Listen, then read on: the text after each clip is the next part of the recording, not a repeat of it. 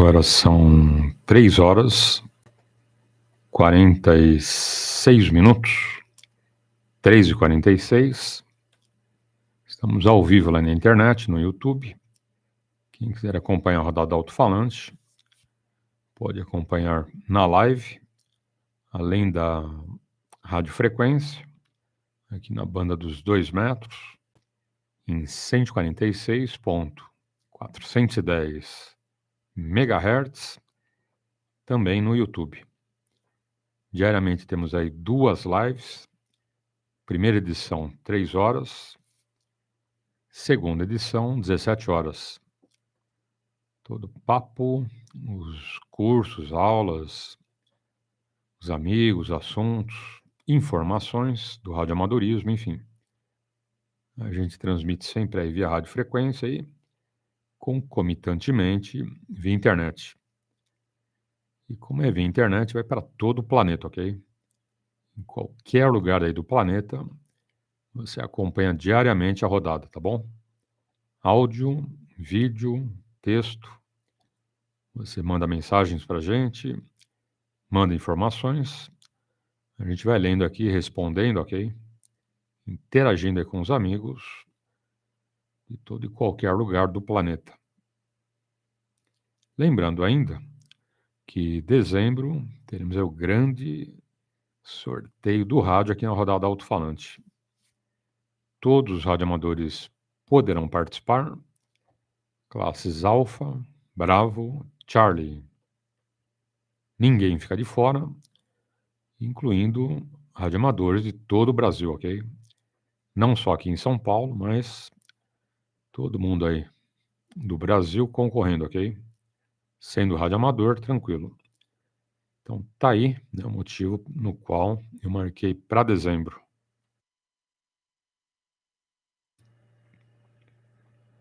Dá tempo de você tirar indicativo, marcar provinha, fazer, tirar aí suas letrinhas e participar do sorteio, ok?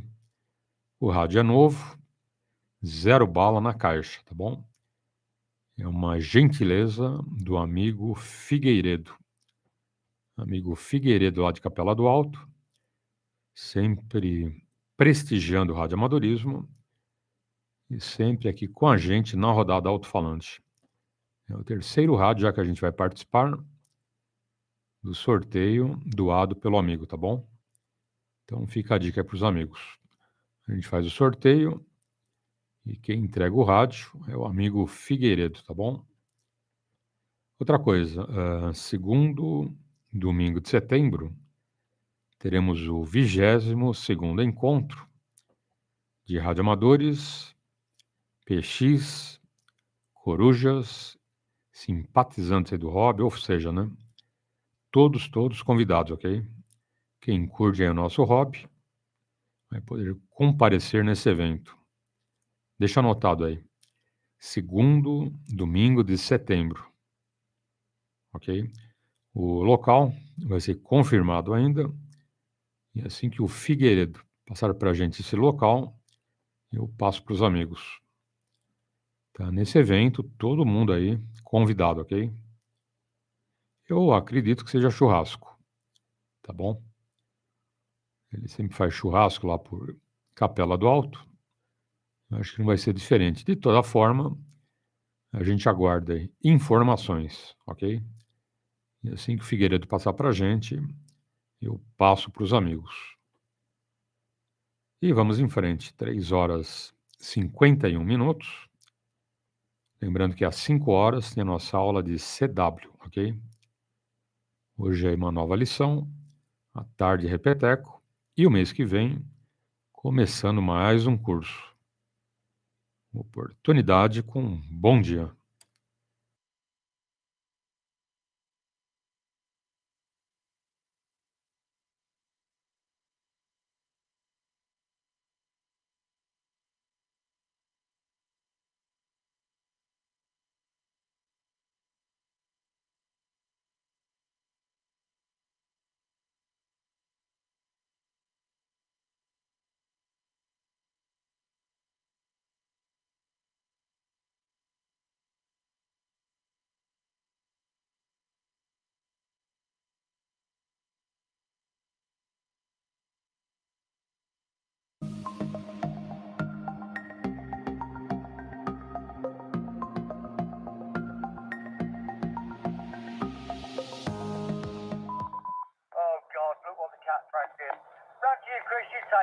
quickie.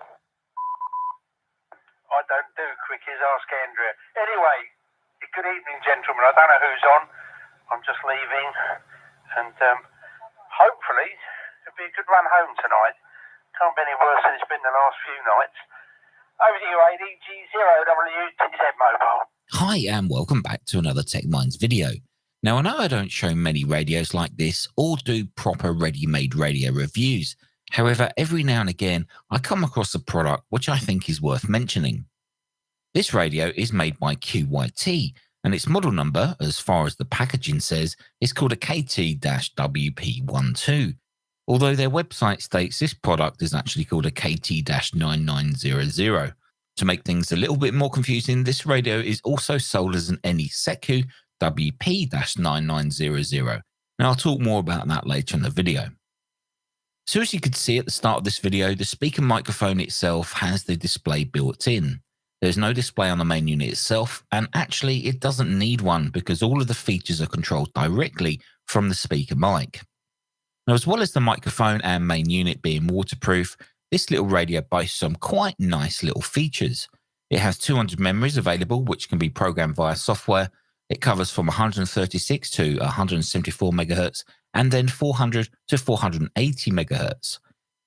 This means that you can easily program this radio for use on the 2 meter and 70 centimeter handbands, along with other popular frequencies like PMR on 446, which is used in the UK, FRS in the States, and the Citizens Band UHF frequencies like in Australia and New Zealand. So in the box we do get the usual and expected accessories, such as the mobile mounting kit with bracket, a manual, and of course the power cable. Neatly though, the power cable comes terminated with a car cigarette lighter plug, making it nice and easy to install into a vehicle, either permanently or temporarily. Now this radio is rated, according to the specifications, to have an output power of around 25 watts on VHF and then 20 watts on UHF. Now from my testing, I saw around 21 watts on the 2 meter handband and around 16 watts on 70 centimeter handbands. For that particular test, I connected the radio directly into a power meter, which had a dummy load attached. Now, one of the things I was concerned about when I ordered this radio was how good the audio quality was going to be coming from the speaker mic.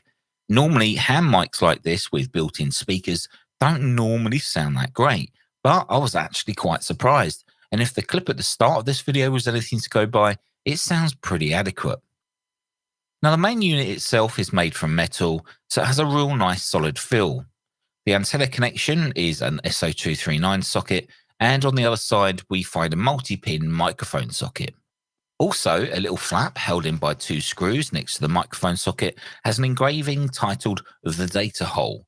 With my curiosity piqued, I removed the 2 screws to reveal a further 2 3.5mm jack sockets.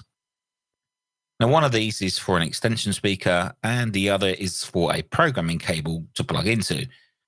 With mine that I got from Banggood, I did not receive a programming cable, but I did find a compatible cable for around £4 on Amazon. Now, obviously, with the data hole flap removed, the integrity of the waterproofness will be rendered useless. So if you're not using an external speaker, remember to refit the little flap after programming the radio. Tango, Papa Tango. Yeah, I just about got you there, Matt. Just about got you, over. Yeah, Roger. Yeah, just trying a little QYT radio. It's extremely small, this radio.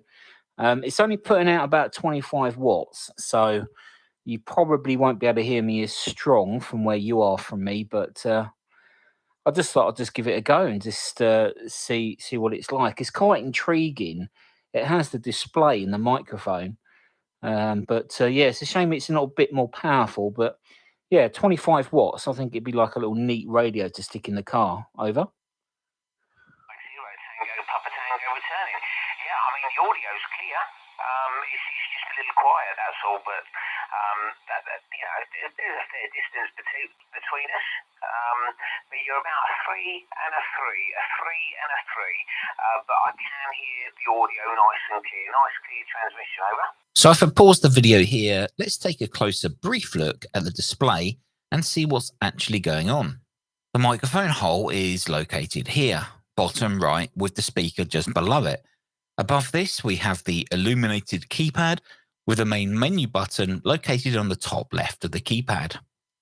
Now, the exit button on the bottom left of the keypad also doubles up as a button to switch between VFO mode and memory mode. On the display, you will notice there are 3 VFOs. Now, unfortunately, you can only listen to one of these at a time, but it makes it easy to switch between each of them.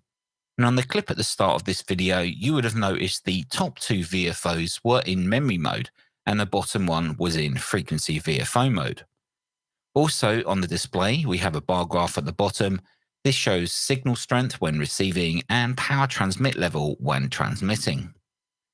We also see a couple of other pieces of information on the right side, which show the current battery voltage and whether or not we have CTCSS turned on or off.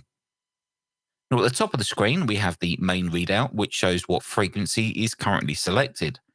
Now, when in memory mode, you're able to change this to show the memory name instead of a frequency.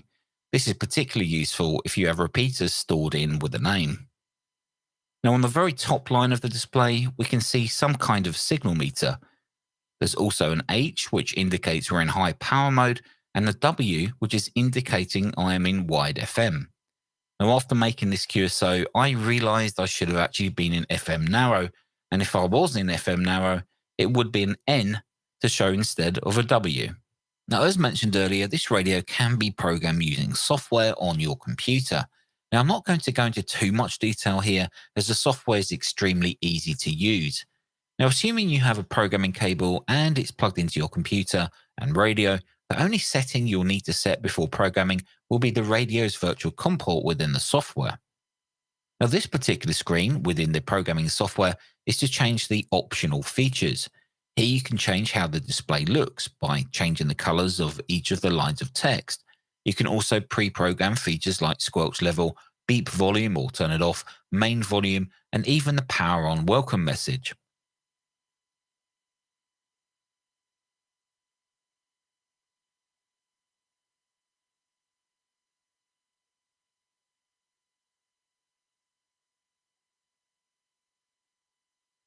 Now, programming the memories is also fairly easy, as each channel is entered into the spreadsheet style screen. Simply enter the RX and TX frequencies, choose between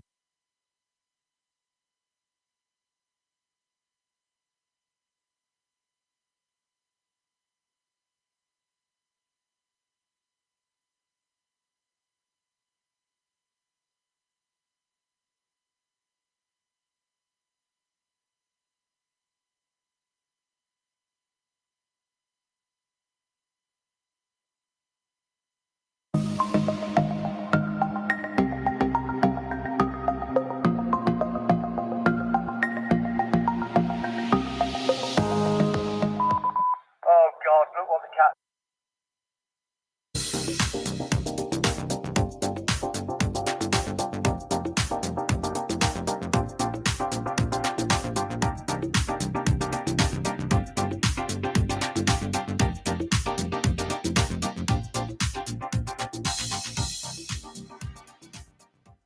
Hi guys, welcome back to the channel and to part 1 in a series of review videos on the brand new NATAL M9900. This is a brand new radio which covers 4G, VHF and UHF two-way radio. So in this video we're going to be covering the basics and testing the analog VHF and UHF side of the radio first. The network radio side of things will be in part 2 because there's quite a lot to go through. Although I will quickly answer a couple of questions I got on social media when I shared photos of this last week. So firstly, it doesn't do Zello as it's a Linux-based system. However, it works on LTE 4G, WCDMA and GSM, and also acts as a crossband repeater between cellular and RF, which is amazing. So stay tuned for more videos. Okay, so looking at the radio itself, firstly, it's got this amazing speaker microphone with a built-in display. So whatever is on the radio screen is also on the microphone, and all functions can be controlled by the microphone, which is just brilliant. It puts me in mind of the Supura SRM handsets, which I've viewed on the channel in the past. The mic has a full rubberized keypad and dual PTT. The top one is for network radio, and the second is for conventional radio, and it has different accents in the plastic so you can feel which one you're using. The mic allows you to control all aspects of the radio, as I said, and you can select between VHF and UHF, either VFO, and input frequencies directly, as well as all the programming as well. On the front of the main body of the radio is a large 2.8-inch screen, which isn't capacitive touch. It's controlled with the buttons on the microphone and on the radio. I prefer this as touchscreens of this size and nature tend to be difficult to use if you have big hands. There's a volume control knob on the radio, which is also the power button when pressed. Underneath that is a transmit and receive LED indicator light and the RJ connector for the speaker microphone. On the right hand side is the selector knob for navigating the menus, as well as up and down arrow buttons for the same thing. On the top of the radio are 4 rubberized buttons, the menu button, which accesses the system's menu settings, F key, which shows the current signal strength of your cellular signal when pressed once, and switches between SIM 1 and SIM 2 when pressed and held. The call key, which activates an SOS transmission similar to that of the Bofeng UV5R, and then finally exit, which allows you to come out of the menu settings. Underneath the radio is the dual SIM card slots, which take regular size SIM cards, an auxiliary audio output and a USB interface. On the back of the radio are 3 antenna sockets. 2 are for the supplied GPS and 4G antennas. The GPS antenna is an adhesive panel antenna and the 4G is the standard rubberized antenna, which are labeled, and the third is for a VHF and UHF antenna. And the radio comes with a BNC to PL259 adapter. Also supplied with the radio is a metal mounting bracket with thumb screws, a microphone holder and spare fuses, a power cable, and also a tripod mount suction bracket for the head unit itself, so there's 2 ways of mounting the radio. For the VHF and UHF analog side of things, the frequency range is 136 to 174 MHz on VHF and 400 to 480 MHz on UHF, with a maximum output power of 25 watts on the highest setting. So we're going to take a quick look at the 2 menus relating to the analog side of the radio first. So in analog settings, we have step for selecting the frequency steps in the VFO, squelch level, Roger beep, timeout timer, scan for scanning in channel mode and frequency mode, scan switch, which allows you to add or remove channels from the scan list, partial or overall reset, priority transmission, which allows you to select a channel or VFO or VFO-B as default for when you turn the radio on, and return, which takes you back to the main menu. So in channel settings, this is where you do your programming. We have power, which allows you to switch between high and low power, bandwidth, so wide or narrow, SFT, which is negative, positive, or no offset for repeater operation. We have offset, which allows you to select the offset between transmit and receive frequencies, again for repeaters. We have CTCSS and DCS encode and decode for sending and receiving CTSS and DCS codes. RAV, which is scramble on or off, channel save, channel delete, Vox, which is voice activated transmission, and then again return, which takes you back to the main menu. So I'm just going to quickly show you how to program in a repeater. It's very, very simple. Firstly, what you need to do is program the repeater's output, which in this case is 433-350, and then go into the menu. So we'll select low power. Band we'll just keep to wide. SFT, that's the direction of our offset. So we need a positive offset. We'll then select the offset value, which for this repeater is 1.6. So you can just type that in from the radio's microphone. We don't need to decode a CTCSS or DCS tone, but we do need to encode our signal with 1. So for this repeater, it's 82.5. RAV, scramble, we don't need that. Channel save. Firstly, I'm going to delete all the channels that are stored in this radio because it came from the factory like this. And then this will allow me to go back to channel 1 and save this repeater in that slot. We don't need Vox, and we can just go back to the main screen. And it's as simple as that. We've got GB3MR, my local repeater, programmed in. And if we key it up, you can see it opens.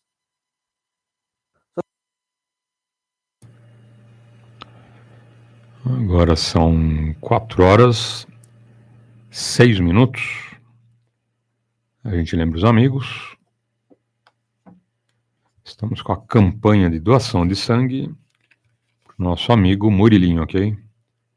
Murilinho tem 6 anos, é o filhinho do Fernando, está hospitalizado e precisando de doadores de sangue.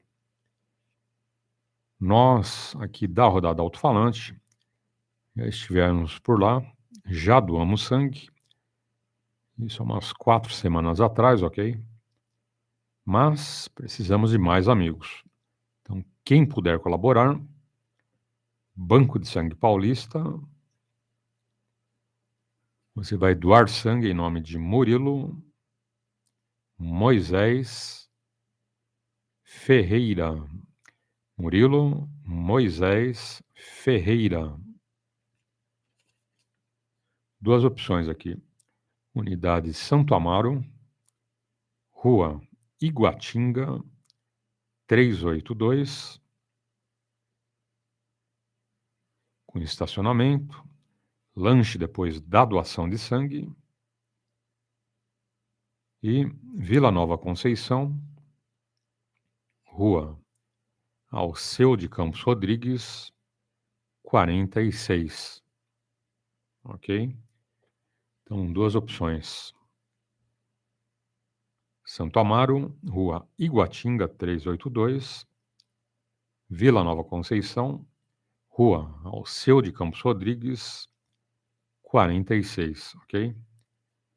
Dá uma forcinha. E vamos doar sangue para o Murilinho, se encontra hospitalizado e precisando aí da nossa força, ok?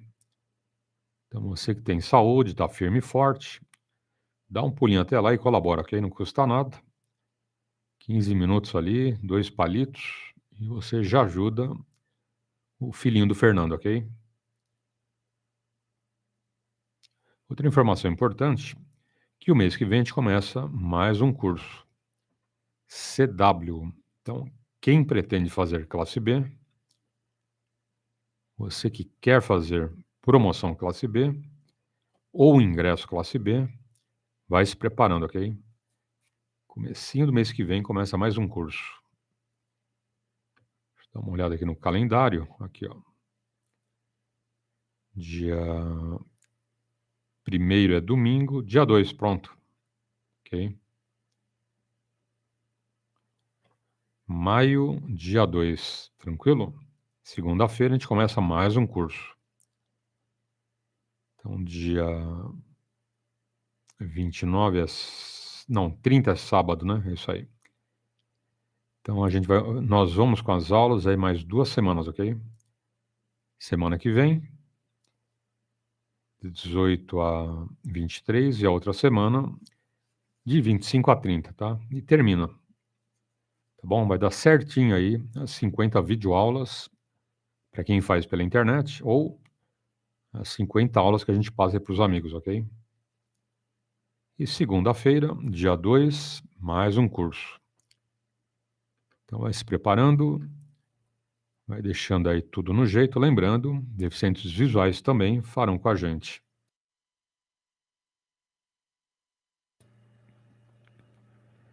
Horários, anota aí. Horários do curso.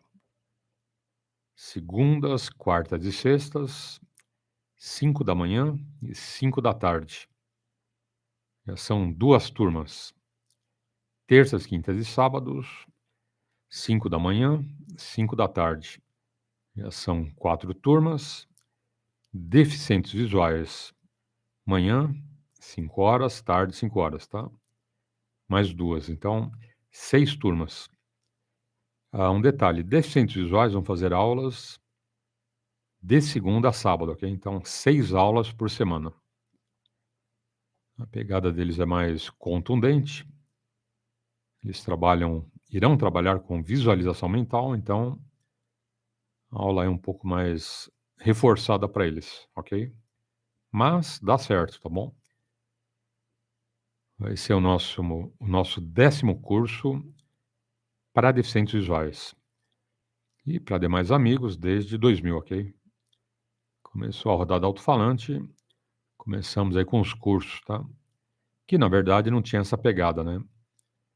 A gente foi ajudar um único amigo, o Mário, ok? PY2MTL. Hoje o Mário está lá no litoral. E demos lá uma força, ele aprendeu CW, fez a provinha, foi para a classe B. Hoje PY2EXU, Mário. E já deve estar na classe A. Deve ter feito promoção classe A, com certeza. Mas foi a primeira cobaia, ok? E como deu certo, depois mais 3, 4 quiseram, e depois mais 3, 4, 5, enfim. E foi indo, e hoje, né, nosso curso aí está consagrado, ok? Tanto você faz com a gente via radiofrequência, faz via internet ou via playlist lá no nosso canal, tá bom? Então, boa sorte. Já já mais uma aula, ok? 5 horas, com essa mais uma aula de CW. Oportunidade aos amigos com um bom dia. Free, thanks for watching. We'll catch you in the next one. Cheers.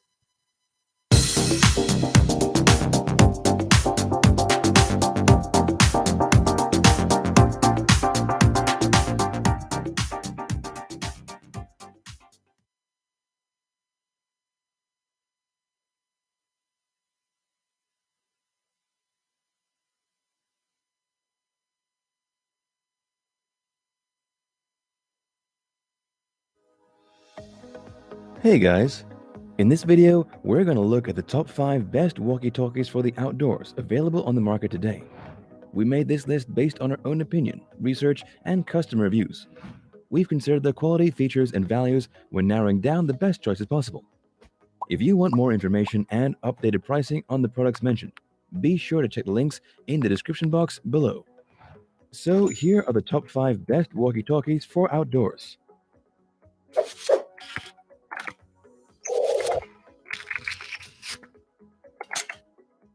The 5th product on our list is the Baofeng BF F8HP radio. Not many portable radio devices can boast as extended coverage with minimal glitches as the Baofeng BF F8HP radio. Its value for money standpoint, coupled with immense features, makes it the right package for you. The BF F8HP radio contains 3 frequency ranges: FM, VHF, and UHF. Usually, the ultra-high frequency band has a 400 to 480 MHz range, but you can increase it further using programming software and a cable, although this is a bit technical and needs someone getting used to it. Unlike earlier versions and other ham radios, the Baofeng BF F8HP has 3 adjustable power settings that can run on 1, 4, and 8 watts. Sometimes you expect to be in areas of lush forest cover or buildings that can obstruct signal reception. Still, because of the efficient power consumption, the Baofeng radio gets excellent signal reception for up to 20 to 25 miles. Don't be shy using the radio at any place, since its plastic is dust and waterproof. Its pros are: the radio efficiently uses power to last you longer hours on just a single charge before needing a recharge. It operates on high wattage so that it can increase its efficiency and range coverage. And the radio has durable and robust materials that keep it water and dust proof to resist daily wear and tear. However, the single USB port can compromise water resistance. If you need an amateur radio for personal and emergency radio use, Baofeng BF F8P radio remains the best Baofeng ham radio for you. Up next in the 4th place is the Midland T10X Talker radio. The T10X Talker radio is an affordable and robust, easy-to-use walkie-talkie for reliable, long-range communication, reception, and transmission in the highest possible quality. There are times when size trumps power, and this is where the T10 steps up.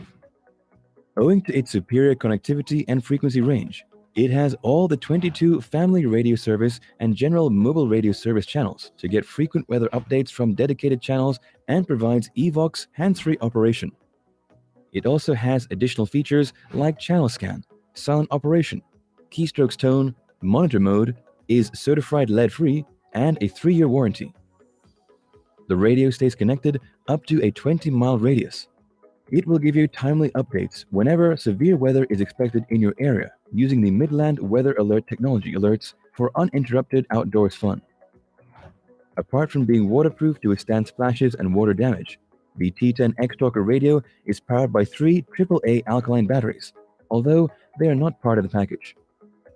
Its pros are: it gets weather updates via the NOAA Weather Alert feature and sounds a warning alarm when devastating weather is in your area. It comes with a 3-year warranty and covers all repairs and placement in case of damage. It's water resistant, hence you can use it without any worries of damage if it comes in contact with water. And the radio operates silently even on full throttle. However, the radio has a short battery life, and its coverage is a little bit low. The Midland X-Talker T10 is a handy, compact family radio service and general mobile radio service, two-way radio for family activities such as camping, hiking, or just staying in contact with your kids when they are roaming around the neighborhood. Still haven't found the set of walkie-talkies that meets your needs? Well, keep watching, because we have more lined up for you. Meanwhile, if this is your first time visiting our channel, be sure to subscribe and hit the bell icon to receive notifications of our next videos. The third product on our list is the Motorola T600 Talkabout Radio. The Motorola T600 H20 is a feature-rich radio that keeps you connected even when there is no cellular grid action. It comes packed with a bright flashlight, a compact waterproof body. It's able to light up or float when dropped in water, and has the most basic user-centered controls for easy outdoor use. The T600 Talkabout Radio has 2 headsets made of robust plastic. Conveniently, on each side of the unit are push-to-talk buttons, one for high power and the other for low power to increase battery conservation. At the bottom of the handset are red and white LED lights that can be switched on or off using a small button on the device's top left corner. Other specs on the radio include a belt clip that doubles as a whistle, emergency alert functions, hands-free talking, 2-day battery life, 35-mile coverage, and simultaneous weather updates from up to 11 channels. Its pros are: it is waterproof and easily withstands water damage. It gets frequent weather updates from its weather channels, letting you stay up to date. It has excellent frequency reception and receives the best signals in the dense forest canopy, buildings, open spaces, or valleys. However, the LED light is in an inconvenient position where it can be accidentally triggered. The T600 radios have proven to be useful for keeping in contact with slower hikers in large groups, coordinating with others from base camp, or just enjoying the scenery where cell phone service might not be reliable. The second product on our list is the Backcountry Access BCA Link 2.0 radio. Everyone who has used the Backcountry Access can give a testimony of its greatness. The palm-sized radio is ergonomic and easily portable and has been the go-to option for outdoor use for ages. The 2.0 upgrade is now waterproof with protective screens to avoid water and snow damage to the microphone when hiking, and the frequency range increased up to 6 miles so that you are always in touch high up in the mountains. Apart from the user-friendly controls and knobs to change settings, volume, and talk mode, the radio also comes with enough juice to last 4 days on a single charge. Compared with other radios in the same price range, the Backcountry Access radio performs well, even though it is smaller compared with similarly spec'd Motorola and Midland radios. Power is also boosted to 2 watts for family radio service channels, and the microphone is also straightforward to operate. At 2 watts of power, its performance is higher than its predecessor. Like other handheld radios, the BC Link system can connect to or change to other channels on the family radio service or general mobile radio service frequency. Its pros are: it has an ultra-portable compact design, and it has a certified waterproof finish to resist water damage. However, the cons are: there's no speaker or microphone integrated into the radio's body. A Backcountry Access BCA Link 2.0 radio is one more electronic device to add to your kit. Still, it's a simple way to keep communication open and comfortable while in complex terrain. Before we reveal number 1, be sure to check out the description below for the newest deals on each of these items. And be sure to subscribe if you want to stay up to date on the best products on the market. Finally, our top best walkie-talkies for outdoors is the Motorola Talkabout T800. You can get the latest map updates and find fun trails when hiking, skiing, fishing, or camping using the Motorola Talkabout T800 two-way Bluetooth radios. This versatile pair of walkie-talkies not only finds the best spots for you, but will help you keep in touch with family and friends as well as share messages, location information, and maps.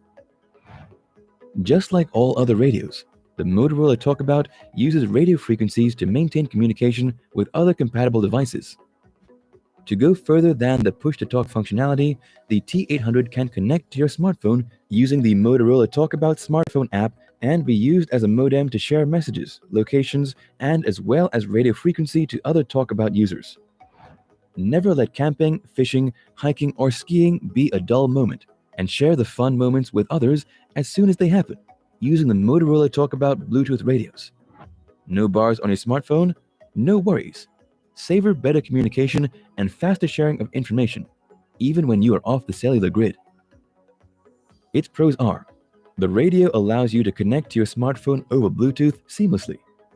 You can use the custom app to increase map detail and locate fun spots for the area you will be camping, hiking, or hunting.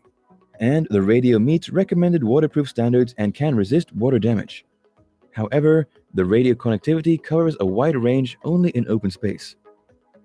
If you want a fun set of walkie-talkies with a variety of useful features that will make any camping trip or similar adventure more fun, the Motorola Talkabout T800 radios are the best fit for you.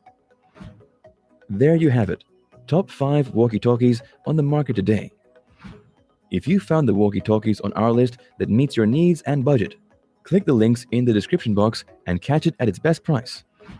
We are also always looking forward to seeing your suggestions and comments. So, if there is a product you have in mind that would love us to review, comment below in the comment section and our research team will be happy to review it for you. Thank you all for watching. Are you new to off-roading and trying to figure out what communication device to get? Or maybe you've been running CB for a long time and now you want to switch to something else and trying to figure that out. Maybe you're just looking for some more general information about communications, because there's a lot of confusion out there about what the rules are, what the license requirements are, what some of the best options are to use. And I know I had a lot of those questions when I was first starting out. And now that I've been doing this for many years and I've got a little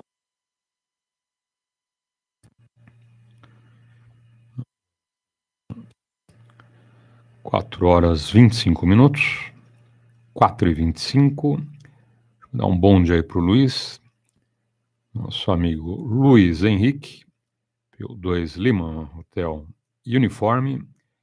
Grande abraço, obrigado aí pelos votos. Tá bom, Luiz?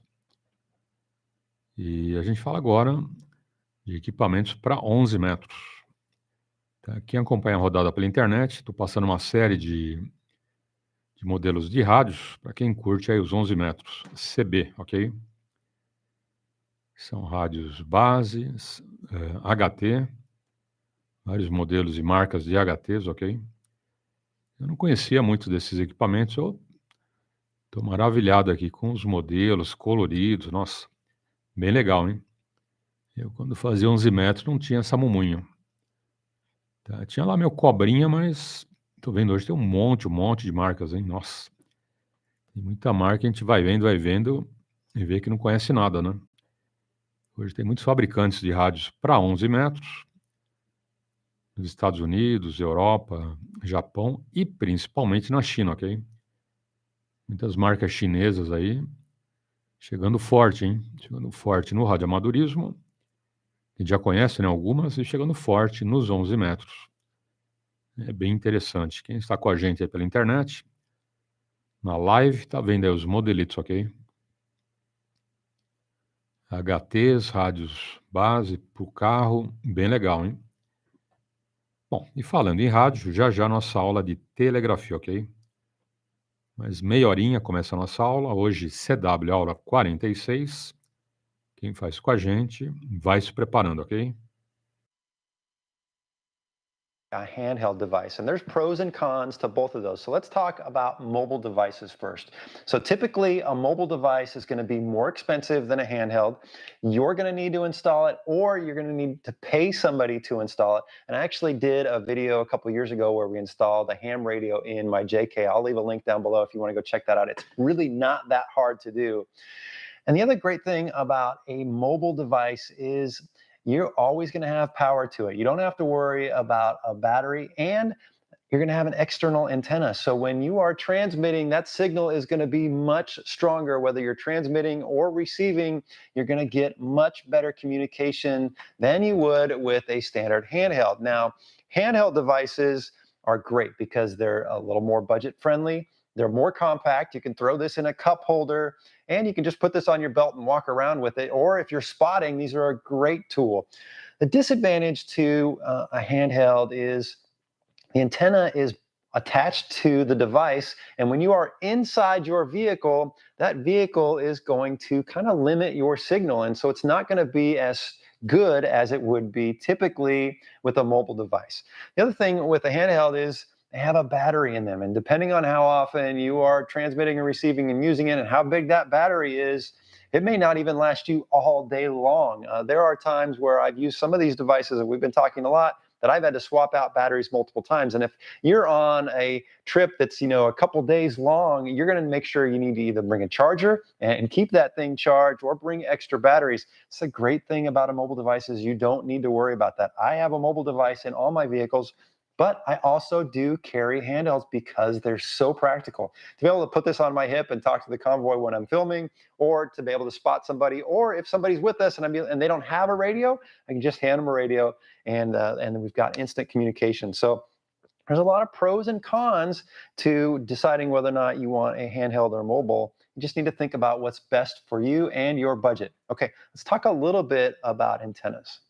So there are a lot of factors that go into how well you're going to be able to transmit and receive a signal from your radio, but the antenna is such an important piece of that. And this is the ham antenna off of my Jeep here, and I mount this midway through my hood on the passenger side. And it works really, really well for me, but that's not ideal. If you're going to do a mobile install, you've got to figure out where you want to put your antenna on the outside of your vehicle. Ideally, you want that thing up high, right in the center of your roof, because it's not going to have any obstruction, but that's just not practical for me. I can't get in and out of the garage if it was there. I'd have to take it on and off all the time, so that doesn't work. There are some other devices like this little GMRS antenna, which is super compact, and this works well. I've used this antenna, but this is not going to transmit and receive as well as an antenna like this. Now, if you're going to run a CB antenna, I learned years ago that it's not just as easy as just installing it and calling it good. You're going to have to do a little bit of tuning using a little device like this, like an SWR meter. You're going to have to make some adjustments. And once you dial in that CB radio, you're going to get some great communications. Now, with a handheld radio, there are some handheld radios that you can swap out the antennas like we've done here. And you can see with this longer whip antenna, I'm going to be able to transmit and receive a little bit better than I will with this one. Now, with FRS radios, these are fixed, and so you're stuck. That's all you're going to get is that little tiny antenna. There's some other factors that go into how well you're going to transmit and receive that aren't just the antenna, but how much power is that radio putting out? So how strong is the signal you're going to send? And then what is the terrain like? If you're in the wide open desert, being able to communicate over several miles with some of these devices might be very easy. But if you're in the tight, narrow canyons, there's been times where I haven't been able to talk 6 or 7 vehicles behind me just because we had so much obstruction. I did have a buddy here recently that was on his ham radio here in San Diego, and he was talking to somebody in Japan just because the conditions were perfect. The weather was perfect. Everything was dialed in. It almost sounded like he was sitting right next to him. So there's a lot of factors that go into how well you're going to transmit and receive, but choosing the right antenna and mounting that antenna in the right place is very important. All right. General Mobile Radio Service, or GMRS. What is it? What is it good for? Why would you want it? Tom the Dilettante here, amateur radio call sign KD9PXF and GMRS call sign WRJE548. And today I'm going to share with you the top 5 things I think you should know about GMRS operations and communications in the United States.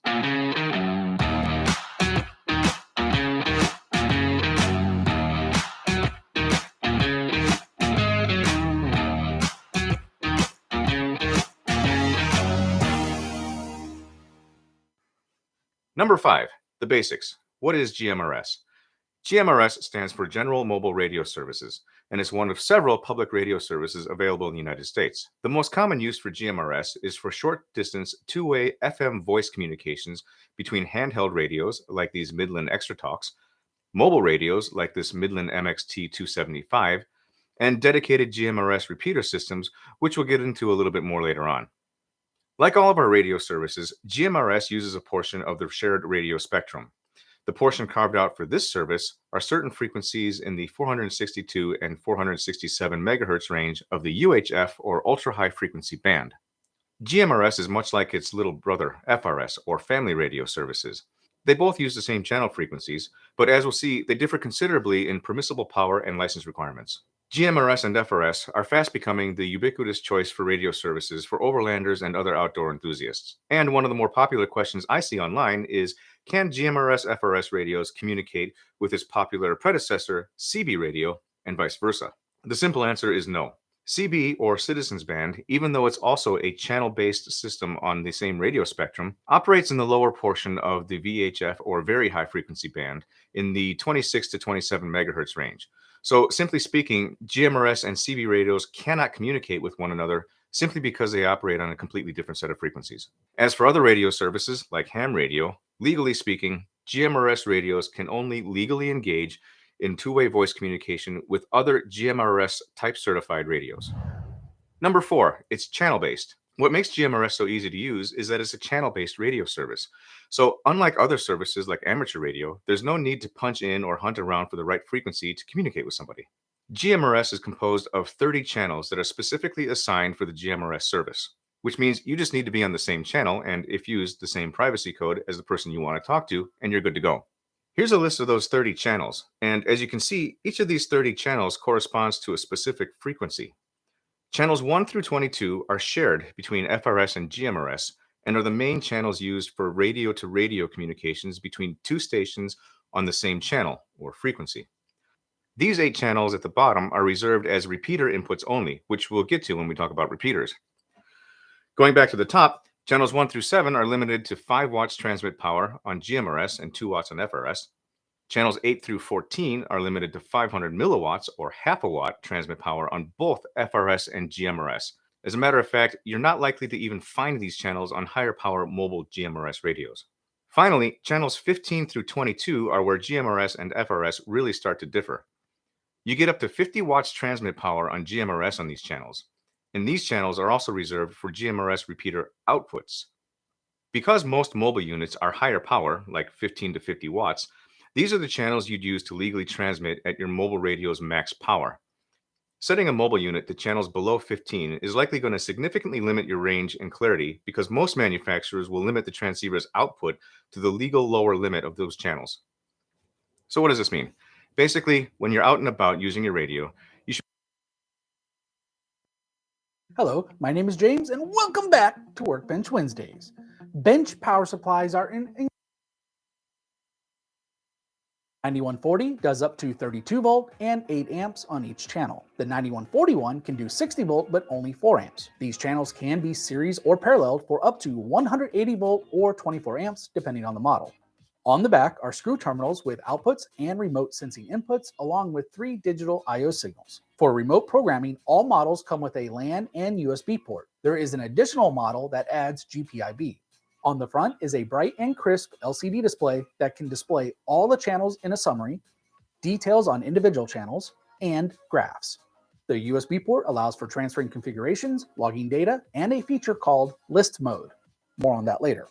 Navigating the menus is straightforward, and the keypad and the knob are intuitive to use. Each channel has its own output control and a main control for all channels.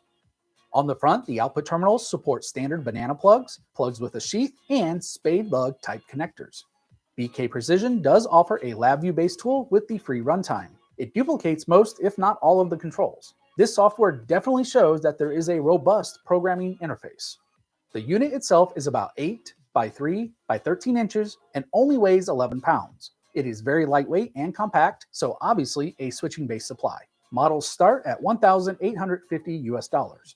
Overall, 300 watts in this size with the features that it has makes the 9140 a very competitive supply in its class. Since the box is a little unassuming, let's take a look at some of the cool things that it can do. So one minor thing to note is that I really like that all three of the outputs have these same capabilities. They are equally matched. The channels can be combined in series for higher voltage or in parallel for higher current. Just FYI, setting the mode in the menu only changes the UI. You still have to externally wire up the channels. Several protection modes are available as well. You can set a max voltage or current that will cause the supply to shut down the channel. For example, I set a super low 250 milliamp limit, which at this voltage causes the channel to almost immediately disable. Remember those screw terminals on the back from like 30 seconds ago? They had sense inputs.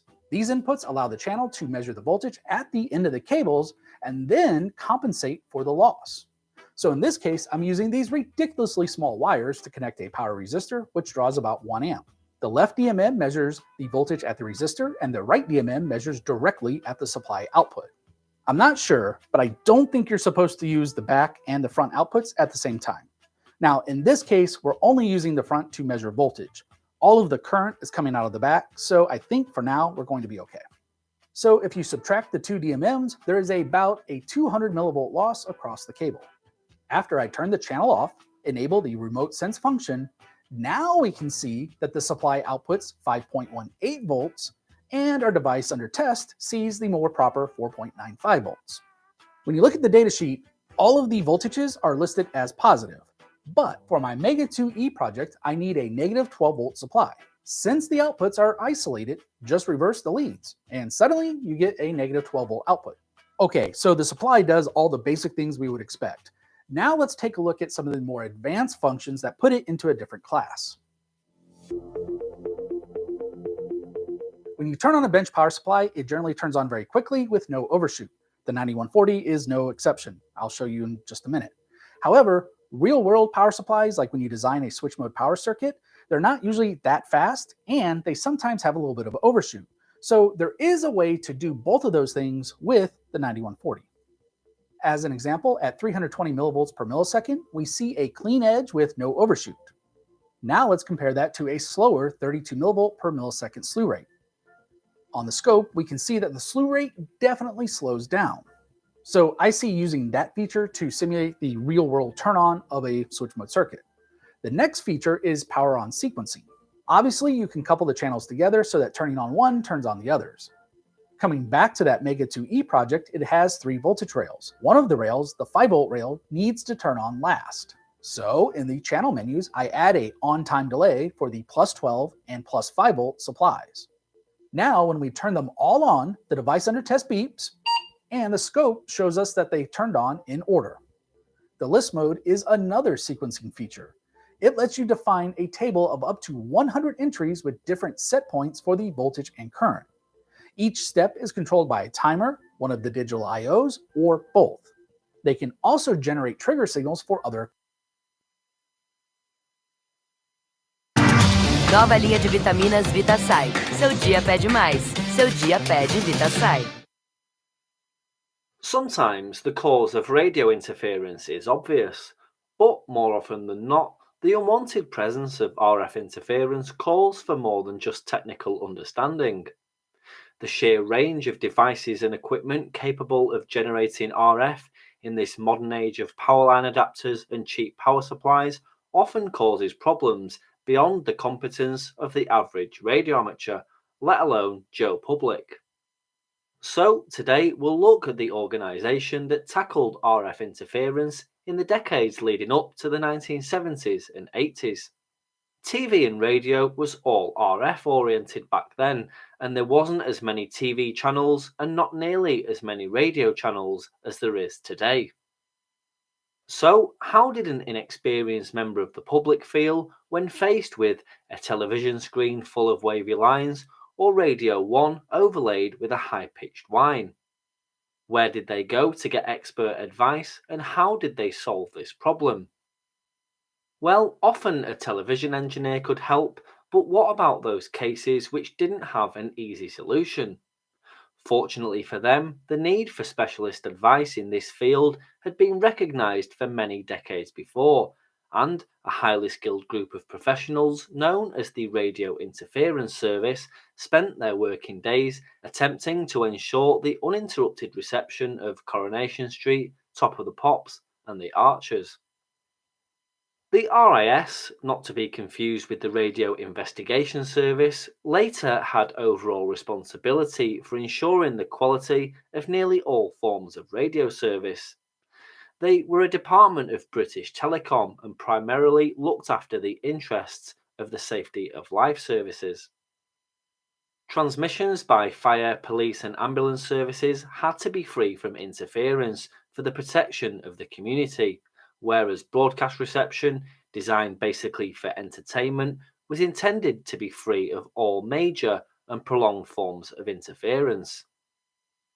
As radio amateurs, it's easy to feel, especially nowadays, that we don't get the degree of service which we feel we perhaps deserve from Ofcom, and the same view was held decades ago about the RIS. But we have to bear in mind the sheer volume of radio traffic and the complexity of frequency allocation when wondering why the local squeaky has been allowed to operate for days, weeks, months, and even years. The origins of the radio interference service can be traced to the form of a gentleman's agreement made in 1922 between the BBC and the Postmaster General, when it was decided that the BBC would offer, within reason, the interference-free reception of broadcast signals because a licence fee was being charged. With domestic radio being in its infancy, the work involved was not all that great, and complaints were usually investigated by post office telephone or telegraph engineers working overtime. Often working either on foot or by public transport, which entailed carrying a box of tools in one hand and a receiver in the other, these gentlemen were often wireless enthusiasts who had gained their considerable experience with valves while working on amplifiers in telephone lines. Their most common problem in those days was noises from any other receiver in the vicinity, as well as early electrical devices such as vacuum cleaners, although the domestic main supply at that time was fairly uncommon. Most receivers were battery powered, and this in turn led to a fair degree of interference from the rotary converters then commonly used for charging the batteries. And so the situation continued until in 1932 it was decided that the growth in the number of complaints of interference warranted a full-time specialist service manned by specially trained officers. Titled investigation officers, the first specialists began training in 1932 at Dollis Hill in London. By 1933, the service was being kitted out with the most up-to-date tracing equipment. They were no longer obliged to walk the streets in pursuit of an elusive signal.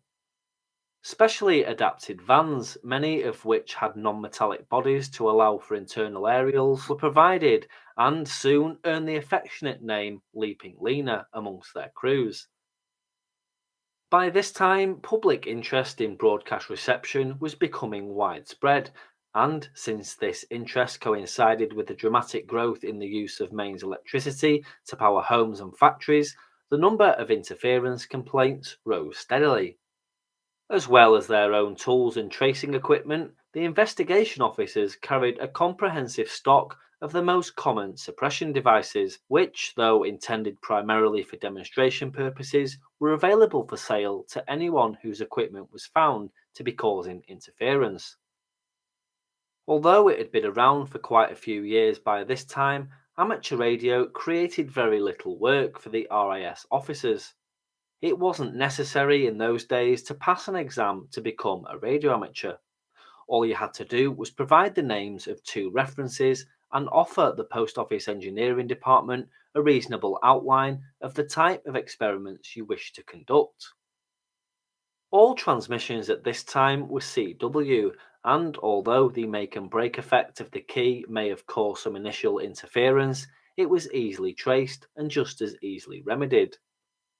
All amateurs could expect an occasional visit from an RIS officer to ensure that their equipment at the station wasn't causing any problems.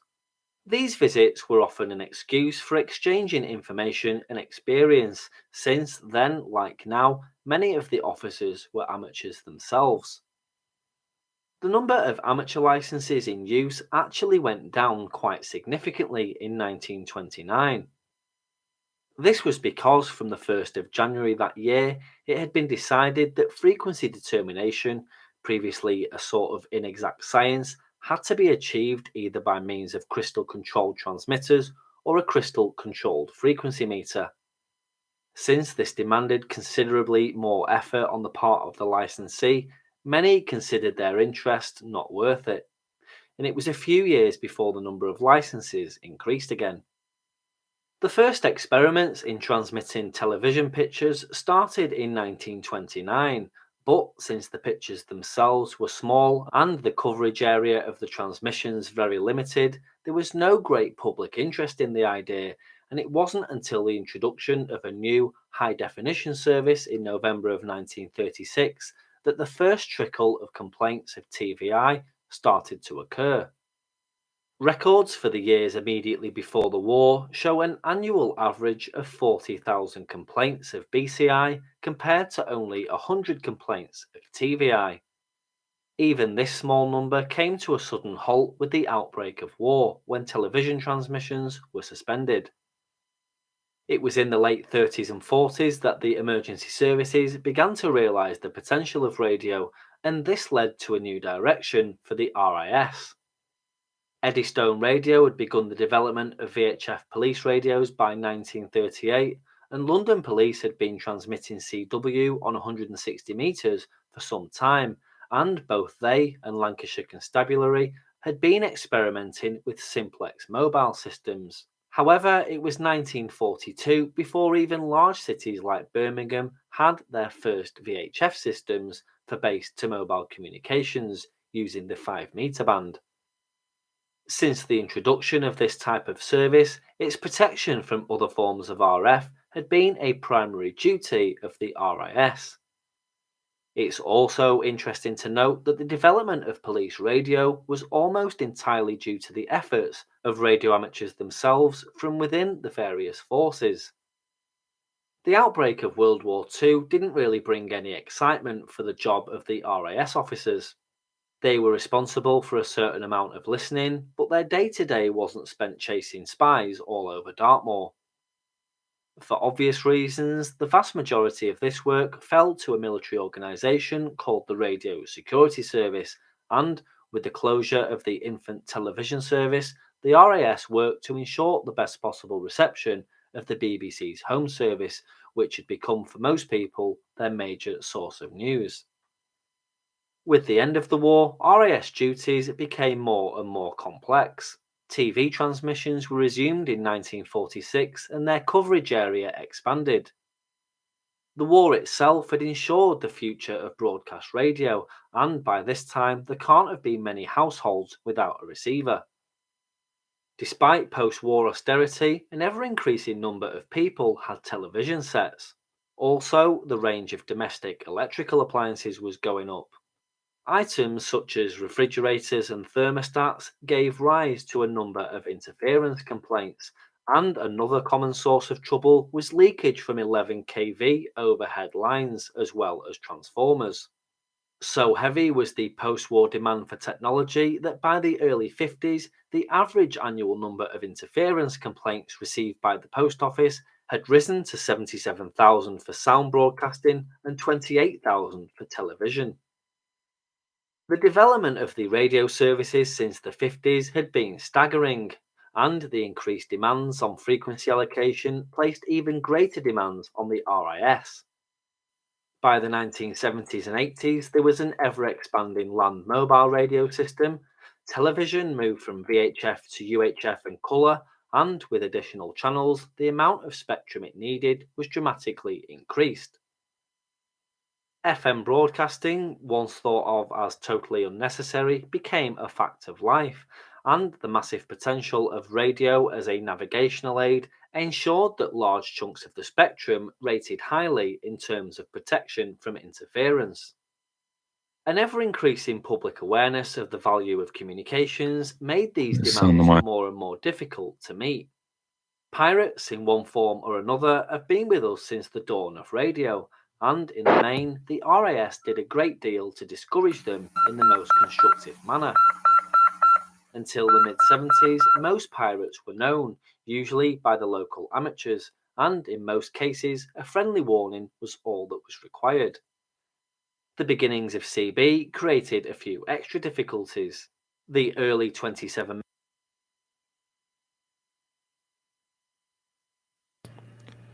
Agora são 4 horas, 53 minutos. Já já, 5 horas, começando nossa aula de telegrafia. Cumprimentando nosso amigo Jota, lá por Fortaleza. Muito bom dia, grande abraço. Tal amigo.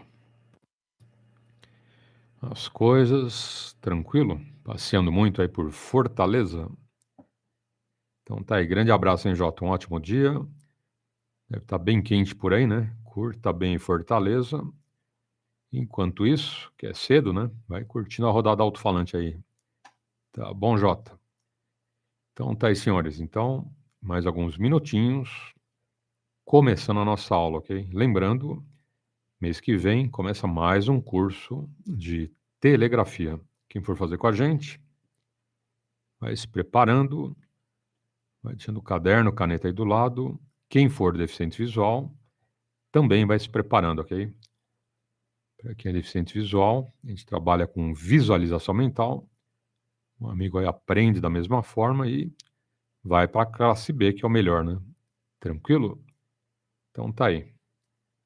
Nosso amigo Jota lá por Fortaleza, via live, acompanhando o papo, a rodada alto-falante pela internet.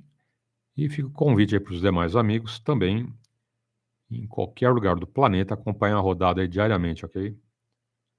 Tem o Jota por Fortaleza, tem alguns amigos mais longe, aí em outros países, ok? Sempre aí com a gente na rodada alto-falante. Para quem não sabe, no ranking dos países que mais ouvem a rodada alto-falante está Brasil em primeiro lugar, Portugal em segundo, Estados Unidos em terceiro, ok? Fica a dica aí para os amigos. Então tá aí, 5 minutinhos, começando a nossa aula.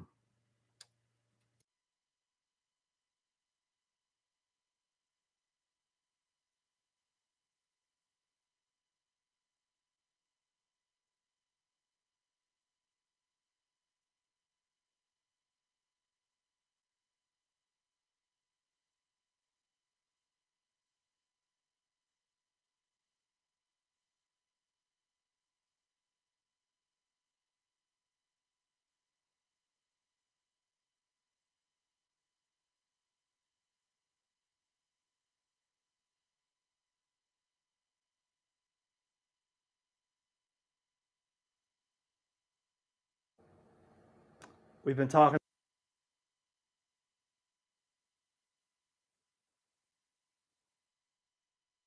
SHF radio, being that it's VHF 2 meters, UHF 440, and 1.2 gigahertz 1296 SHF. So, a regular SO 239 for your 2 meter antenna, a type N for your UHF 440 antenna, and a type N for a 1296 1.2 gigahertz. 3 different sockets, and that's good because for me, I would have my 2 meter 13 element Chris-Craft on here. I would have a 36 element UHF antenna, which is sitting outside right now on this antenna port. And on this one, I'll have to figure out what I would use for 1.2 gigahertz, but the options are plenty there. Also, you have a LAN port. This is a Ethernet port here that will handle remote control of this radio, completely separate of having a PC for a server. The server is built into the radio.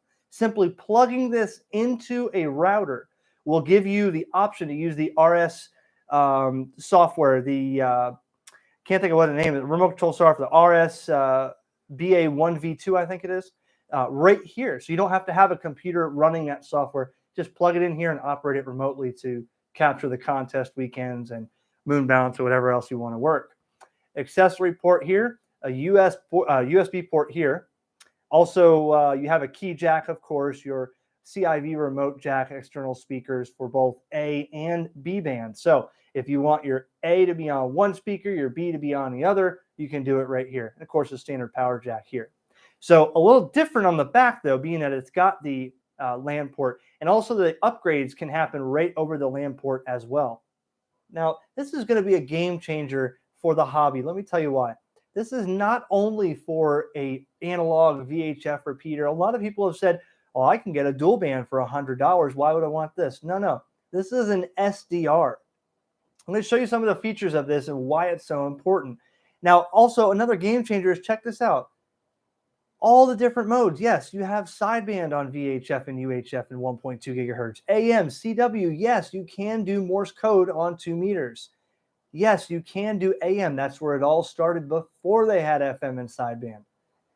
How about RADIO? Yes, you can do RADIO, FT8, PSK, Hellschreiber, all kinds of digital modes on 2 meters and 70 centimeters and 1.2 gigahertz.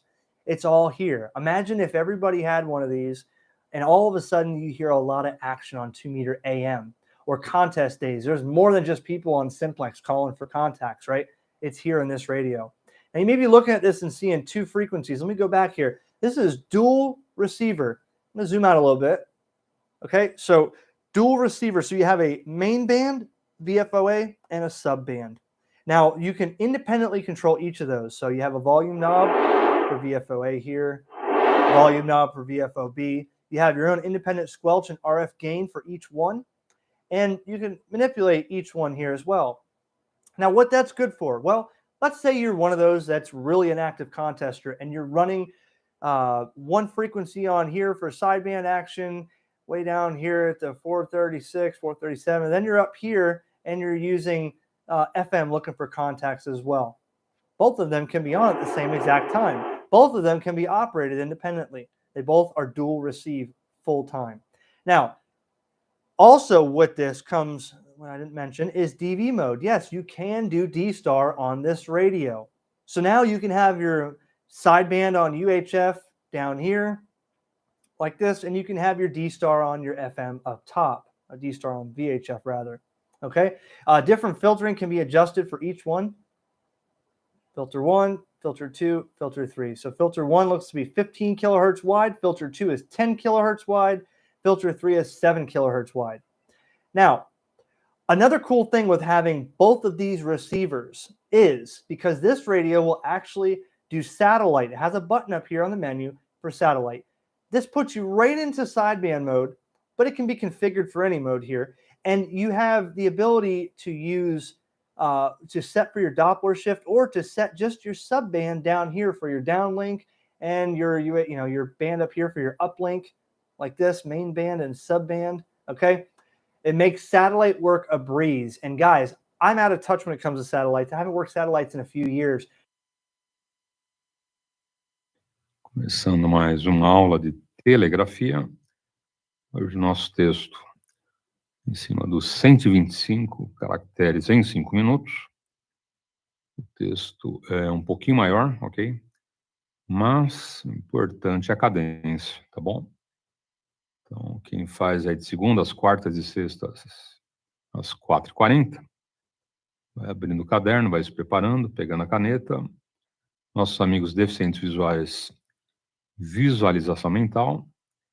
E a gente começa em 3, 2, 1.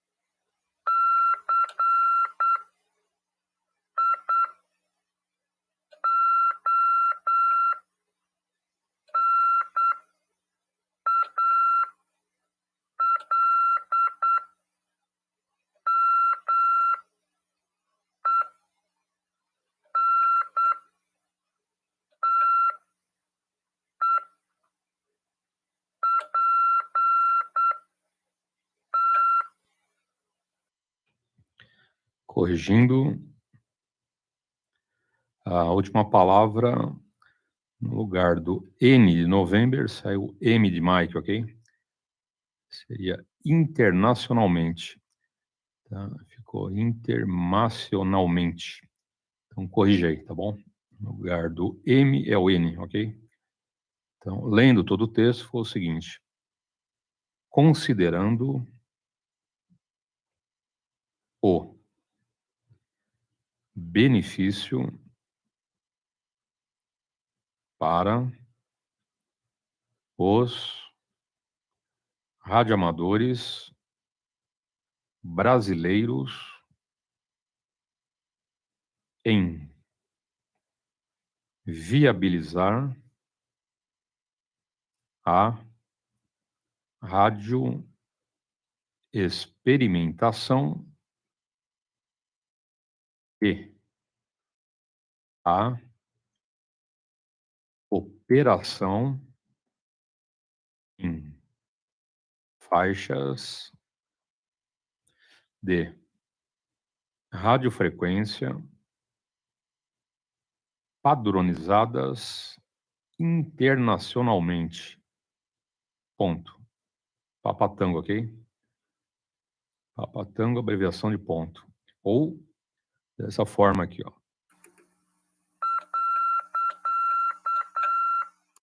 Um som curto, um longo, um curto, um longo, um curto, um longo. Também é ponto, tá bom? Até eu tenho aceito mais aqui o papatango, ok? Bom, então a última palavra, você corrigiu, né? Internacionalmente. Não, o primeiro N, que entrou o M no lugar de Mike, né? Então, lendo mais uma vez, ficou o seguinte. Considerando o benefício para os radioamadores brasileiros em viabilizar a radioexperimentação e a operação em faixas de radiofrequência padronizadas internacionalmente. Ponto. Tranquilo? Treina aí a sua manipulação, não se esqueça, ok? Importante aí rever a aula. Tá? O mesmo ditado, faz aí 2, 3 vezes, não tem problema. Tá bom? Sempre é um treino a mais aí pro amigo, ok? Lembrando, a NATAL está abrindo inscrições para a classe B.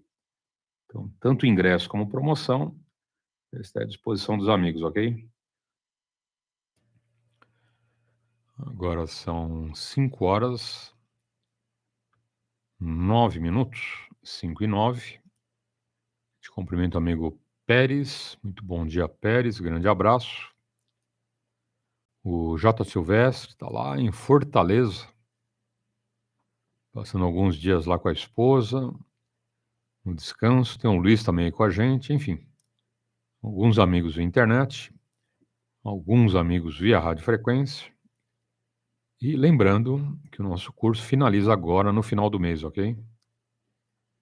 Então, etapa final, são aí mais alguns dias, 2 semanas, né? Exatamente em 2 semanas finaliza o curso.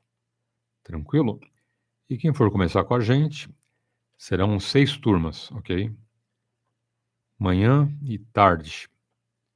Então, anota aí, quem for fazer classe B, for começar com a gente dia 2, ok, do mês que vem, cai numa segunda-feira, tá bom? Então, os horários serão os seguintes. Turma da manhã, segundas, quartas e sextas, 5 horas. Turma da tarde, também segundas, quartas e sextas, 5 horas da tarde. Depois, terças, quintas e sábados, manhã, 5 horas, à tarde, 5 horas. Deficientes visuais. E a semana toda, aulas de segunda a sábado. A pegada é mais forte, ok? Mas um amigo deficiente visual também aprende. A técnica é a visualização mental e 2 turmas para eles. Manhã, a partir das 5 horas, de segunda a sábado. E à tarde também, 5 horas, de segunda a sábado. Tá bom? Quem não pode fazer nesses horários? Tranquilo. Você entra no YouTube, entra no nosso canal, Rodada Alto-falante, vai em playlist, tem um primeiro curso ali que é CW, ok? Você faz pela internet, lá no nosso canal, 50 videoaulas, curso completo de telegrafia e o mesmíssimo conteúdo, tá bom? Exatamente igual. Então, quem pode faz com a gente, via radiofrequência, via internet, com a live em qualquer lugar do planeta, ok? Ou na playlist, qualquer horário aí que você achar melhor, ok? Se você fizer 3 aulas por semana, em 4 meses, finaliza, tá bom? Lembrando que a NATAL abre as provas ou abre inscrições para todas as classes, ok? Alfa, Bravo e Charlie. Então, se tiver com dificuldade, eu sempre lembro, qualquer estado que abrir inscrição pode fazer, ok? Quem mora na Bahia, não precisa esperar só abrir na Bahia. Quem mora no Rio Grande do Norte também, não precisa esperar só abrir no seu estado, ou Minas, São Paulo, Rio de Janeiro, Rio Grande do Sul. Lembrando que qualquer estado que abra inscrição, você pode fazer, tá?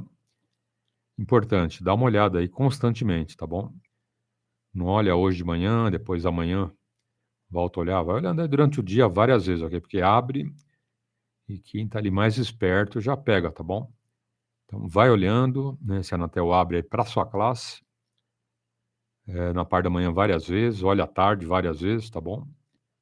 Abrir em qualquer estado, faz a inscrição, verifica como que é essa provinha online, ok?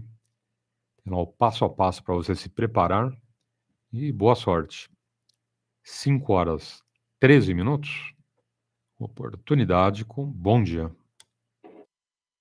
Ja, und so können wir also quasi, haben wir 3 Frequenzbereiche, die wir auf 2 Empfänger legen können und es ist dann immer der jeweils andere verfügbar.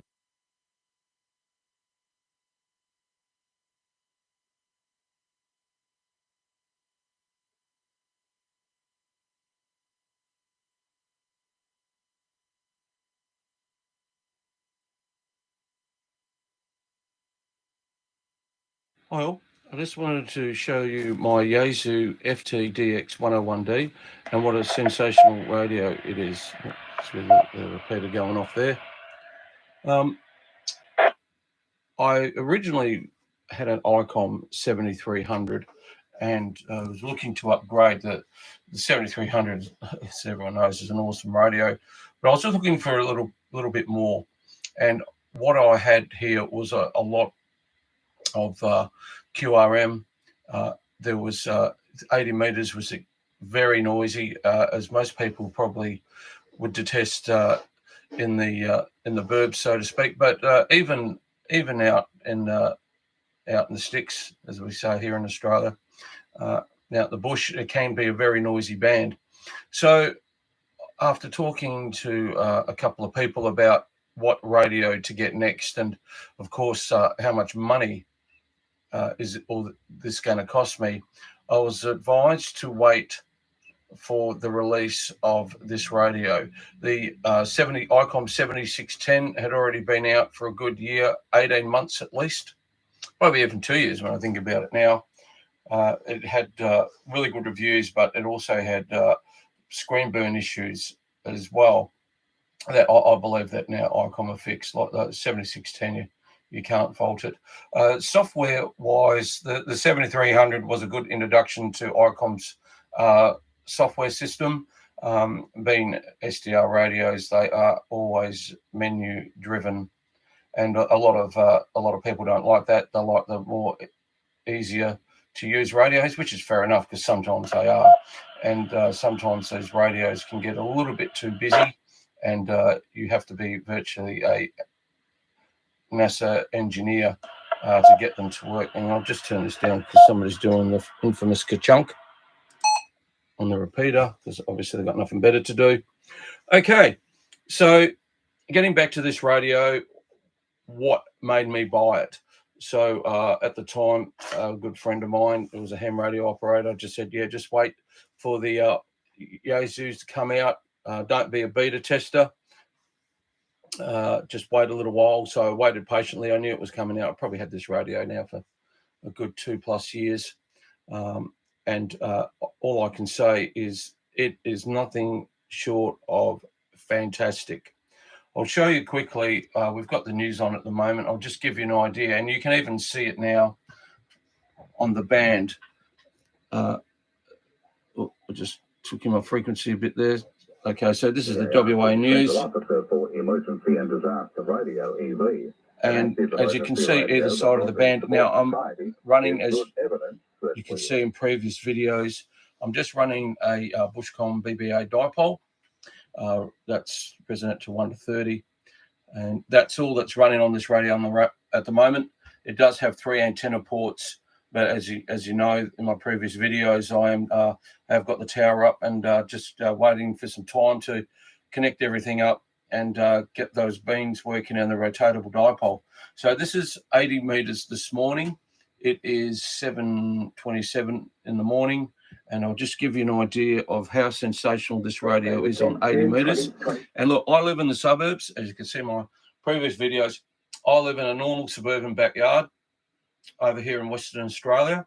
I've got solar panels. I've got power lines over the back from me. Luckily, I don't have power lines out the front. I've got underground power. Maybe that's sort of a saving feature because I live opposite a park, so I don't, have houses or anything over the road from me. I've got pool pumps.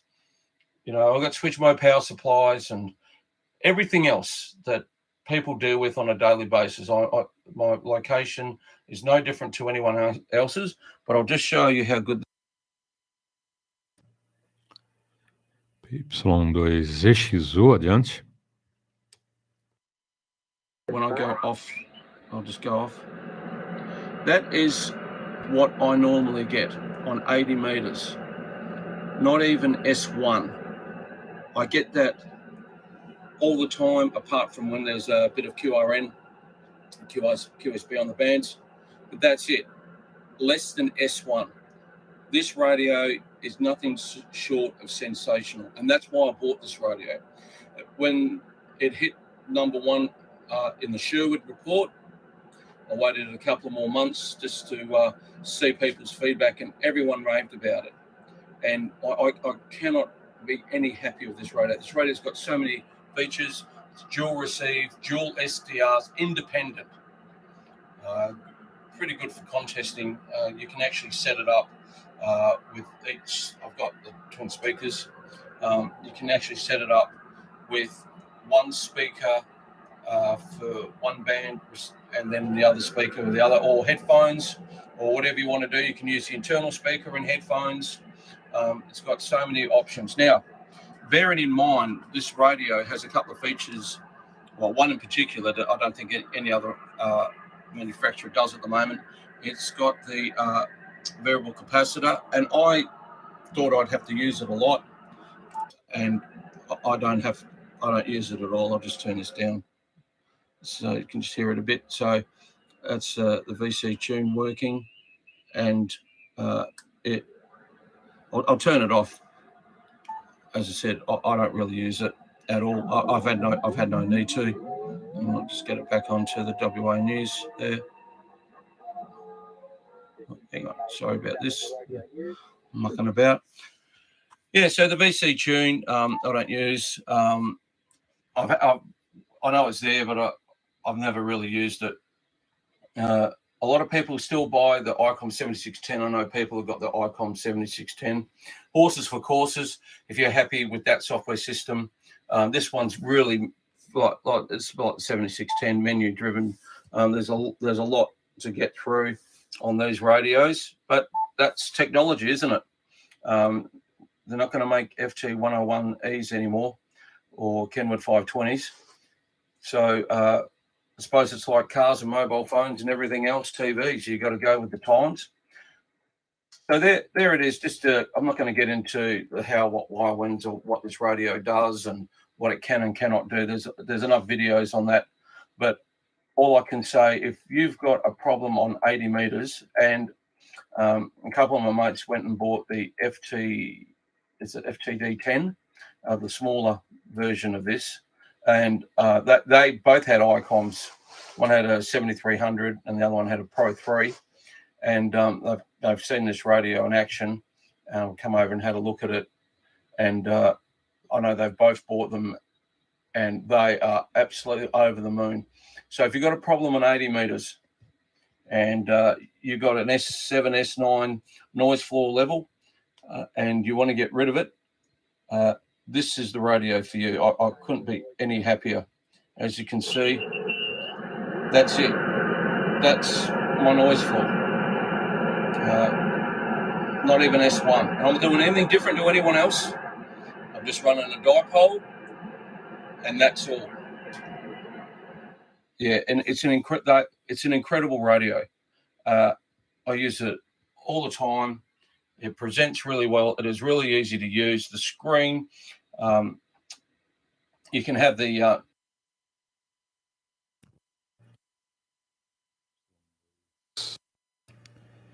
PY2EXU adiante. About looking at that, that's more of just a bit of wank factor, isn't it? The bigger screen. Always looking at that screen there, because that's virtually what you're talking into, isn't it? When you think about it, you're always talking into the radio. Okay, I hope you enjoyed this video on the Yaesu FT-DX101D, and I've got plenty more videos to come. Give us a thumbs up if you like it. Give us some comments. What do you think about this radio? If you've got a Yaesu, if you're an Icon man with the 7610 or the 7300, look, they're all great radios without a doubt.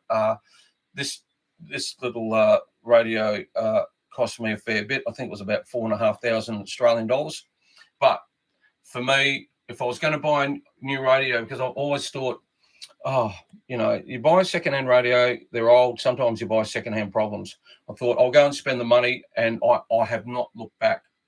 This radio I'll have until it decides to give up the ghost. Okay, as I said, give us a thumbs up if you like the videos, subscribe, leave some comments about your radio and what you think, your good features, bad features. And thank you for watching. 73s for now.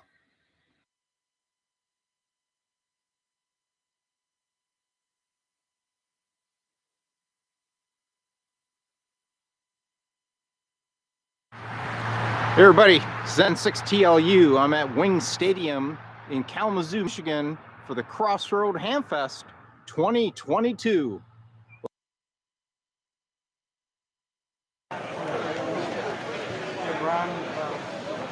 Looks like an old RME receiver.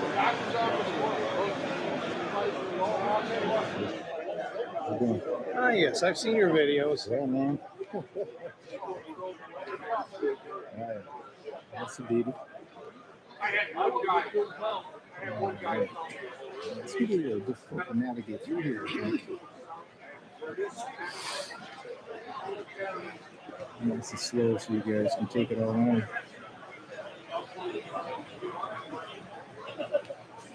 Ooh, nice Hickok tube checker. I got one of these at home, I think. Yep, same one. And a lot of tubes. But I bet you there's not a whole bunch of Russian 6L6s or 6V6s. I know this guy, so we'll pick on him a little bit. Hey man, I'm here to pick up that case of Tungsol 6V6 reissues for like $10 a piece. You got those? Oh, what? Do you have any of the Tungsol reissues? Russia. Yeah, no, they are, and they're staying there, aren't they? They ain't going nowhere, that's correct. Yeah, good luck, man. Good to see you. Tungsol, that's made in USA. That's the best ones right now. It's the only ones. There is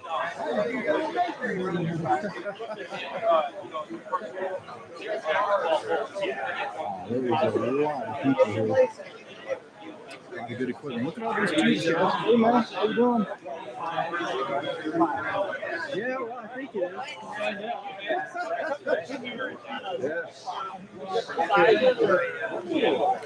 I hope we got it. How you doing? Got the Drake Watton. Fancier one. I haven't hooked it up.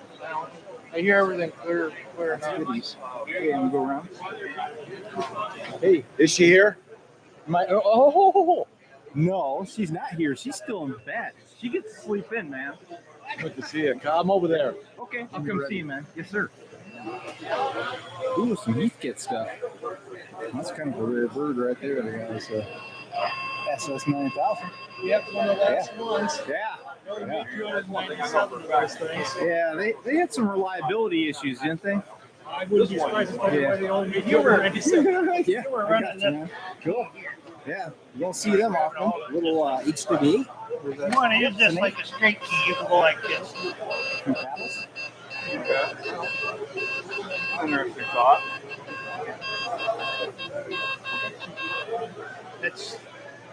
That's my theory. Okay.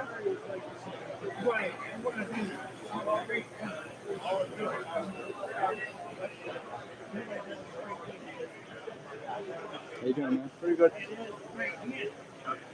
Just getting it all in so people that can't make it can see it. Yeah, we're gonna put that on YouTube. Hey, man. Hey, Jan, how you doing?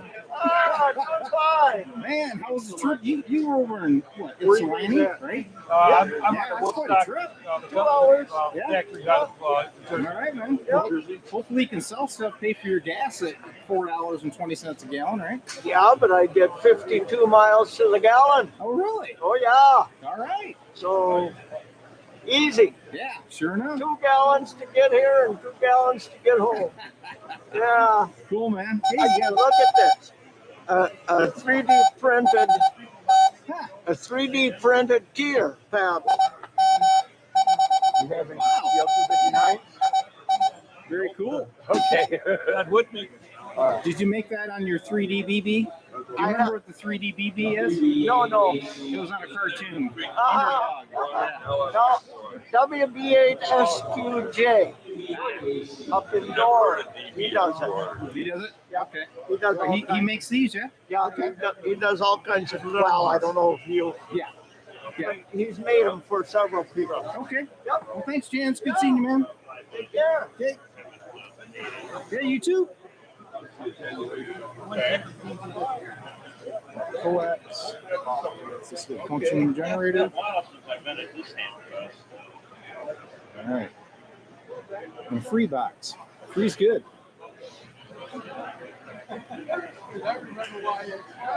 And of course, the computer stuff makes its way into Handfest, but that's okay. There's also a lot of craft things that show up at times. In fact, I found out over at the Expo Center today, which is where I thought this was at, they actually have a craft show going on. It's kind of one of those, medieval events. Got people all dressed up and things of that sort.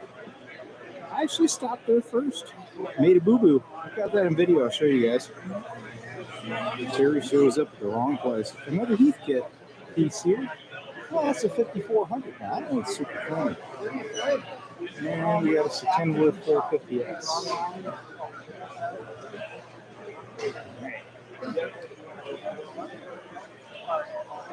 Looks like there's a realistic direct drive turntable over here in the box. Yeah, exact same works. Okay, so there's the change. Ramsey, you guys remember them? Used to make kits. This was Alrighty. The line unit there. I think they were only factory built though. This is a Heathkit weather station. Very nice. How you doing? Need another radio. These guys some good stuff. I see a real pretty icon over here. $10 limit. Make our way to it. You can't go to certain unless you buy something. Take something. And there's the icon, the 7410. Beautiful condition. I've heard a lot about this model. It's supposed to be kind of a famous icon. A lot of people like them. I've never ran one. I've got an icon 7800 at the house. Some equipment from KI8 EQ. Wow. Whole box of PCB oil. How's it going? Yeah, good, man. How you doing? They're fine as long as they stay sealed. Exactly.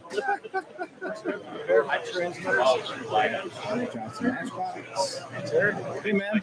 How you doing? Helping Gary downsize. Okay. Yeah. All right. Keep it going here.